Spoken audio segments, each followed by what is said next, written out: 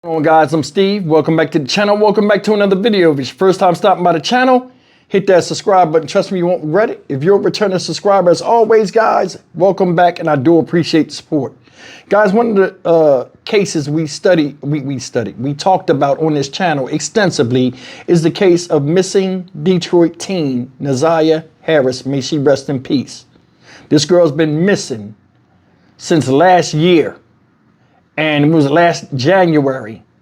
And this guy right here, Jarvis Butts, 42-year-old boyfriend of the aunt who was supposed to be taking care of Naziah Harris, is charged with a murder.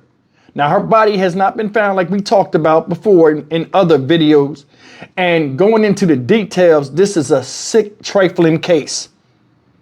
This guy actually had a inappropriate relationship, and it was almost like a real relationship with a 13-year-old girl that believed that he loved her, and she's dead, or pronounced dead, presumed dead, because amid searches she was never found. Now I'm gonna tell you something. This guy did prison time before for touching kids. Hell, he gave his own kid a STD, and she was a baby. This is the worst type of human being imaginable.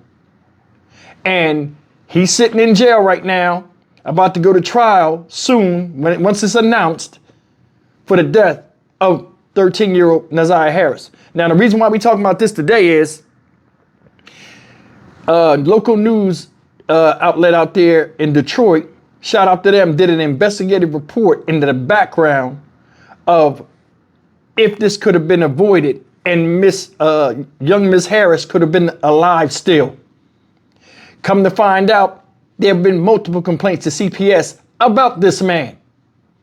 And you cannot tell me that other people did not know about this if complaints were coming in like that, and a lot of people failed her. Not just CPS, not just the family members, but I mean, this stuff right here is so brazen, you cannot tell me out in the open none of this was discovered, especially after watching this report. Check me. Right now, Jarvis Butts is awaiting trial for the murder and sexual abuse of Naziah Harris. After listening to days of testimony last month, a judge called Butts a monster and said that opportunities to protect the 13-year-old girl were missed.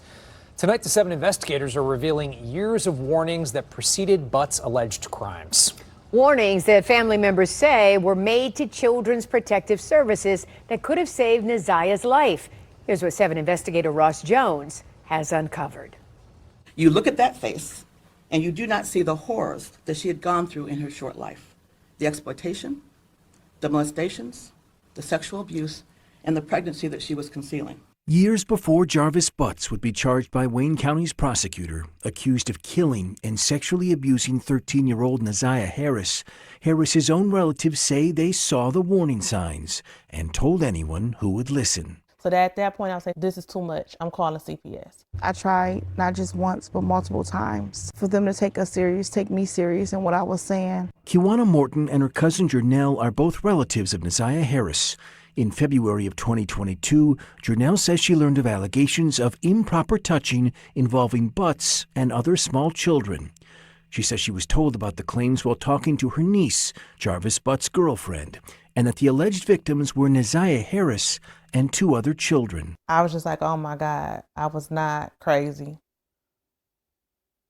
This needs to be looked into. She says she took the claim seriously in part because Butts was on the sex offender registry, having spent more than 8 years in prison for third-degree criminal sexual conduct. She didn't alert authorities at first because she believed her niece would notify police.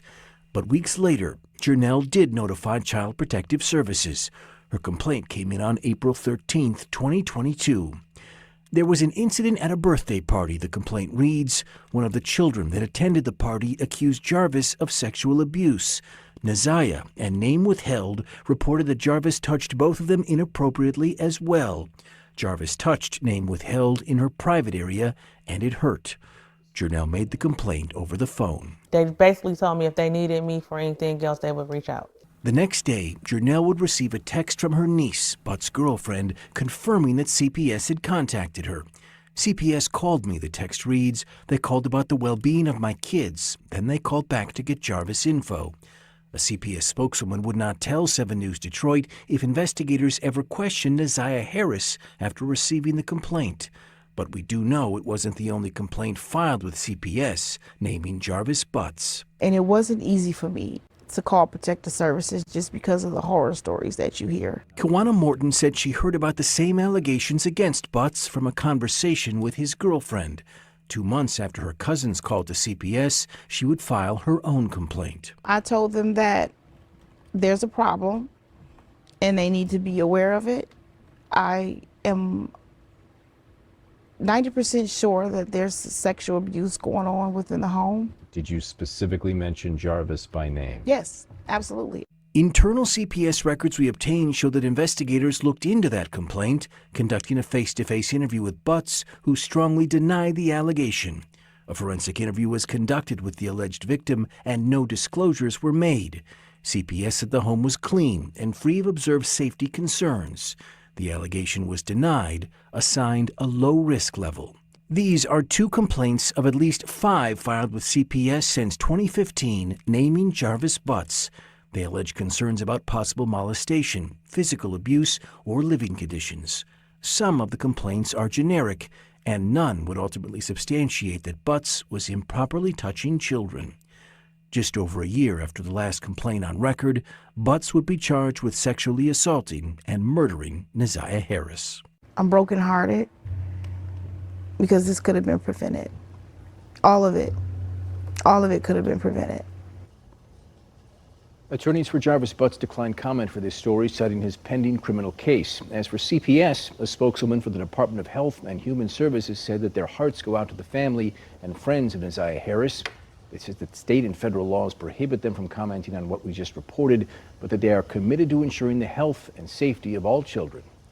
I'm Ross Jones, 7 News, Detroit. Disgusting. A lot of people failed this child.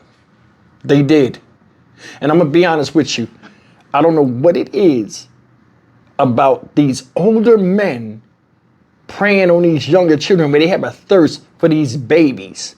I want you to hear me. And it's growing. Jail won't fix none of this. It won't. The stuff he's dealing with, it won't fix. So why is he going to jail? It need to be a capital offense that results in death. People like this need to be taken out of here. A pound of flesh, no more, no less. And that's real.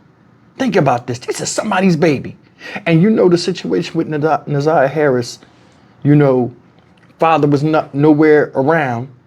Mother was nowhere around, supposedly. And she relied on family members to take care of her. How the fuck does this happen? This guy right here is worst of the worst. You knew this and you had him around that child and other children, regardless if they was his or not. And that makes me think, when they did this court case and they arrested him, I honestly believe that the way the justice system is set up, they just deal with the initial perp, and those people that did their extensive investigation in law enforcement did not go back far enough and go over this thing with a fine-tooth comb, because I'm more than sure other people need to be in cuffs too. Don't know who they are, but I'm more than sure. Ain't no damn way people been whispering about this guy. Know he's a known sex offender, got him around kids now, and it's documented he was touching kids at a party, Neziah included. Year later, she dead? How the fuck is that happening? How is that possible?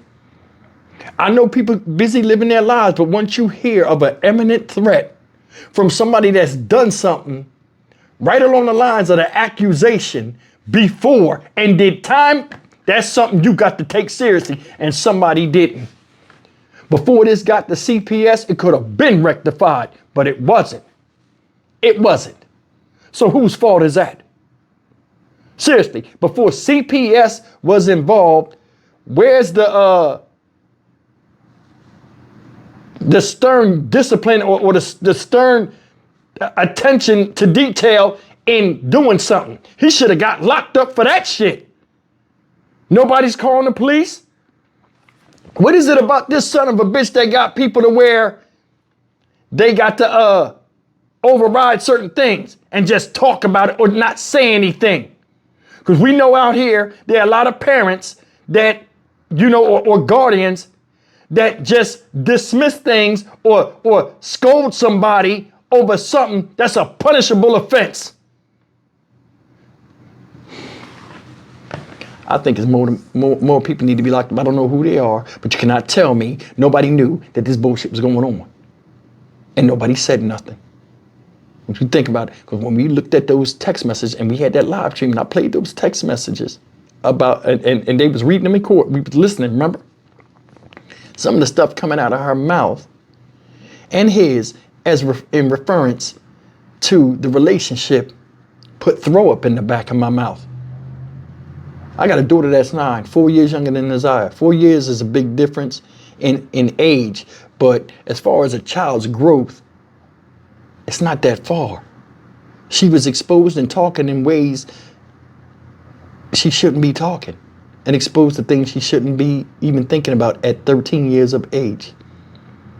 The girl in one of the text messages, and this is the one thing that sticks with me out of all of those crazy text messages, is when she was begging this man to do something because she can't do gym in school, pregnant, and the baby's bothering her, and she don't want to get an F in class. Every time I think about that or talk about that, it's heartbreaking. This guy robbed this girl of a lot of stuff. He did. You played with her mind, played with her heart. You put her body through something that's life-changing. Once you have a baby, your body's never the same, whether it's your first or your fifth. You shouldn't even have been around her. And that goes back to reflection of self. This guy got in trouble. What he did is something that would make you hang your head low. But for some odd reason, he kept his head up high and he still thought he was the shit, bragging about how many women he had and all this other type of shit around people that he touched before, like nothing never fucking happened. Why? You know why? Because those around him that know what he did turned their face or kept their fucking mouth shut.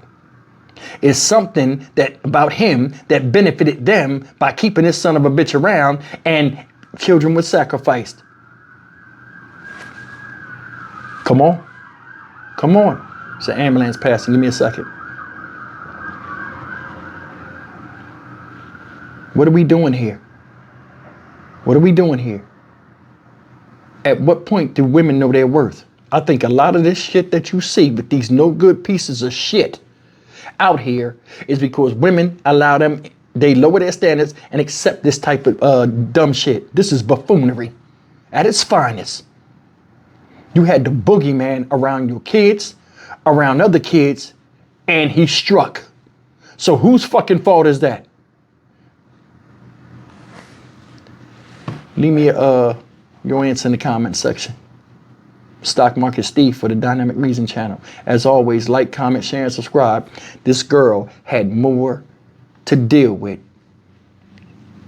than having this guy come upon her. He knew her situation and he took advantage of it. And that's the thing. You take advantage of somebody, that's shameful. But when you take advantage of a child, the way he did little Naziah, it's unforgivable.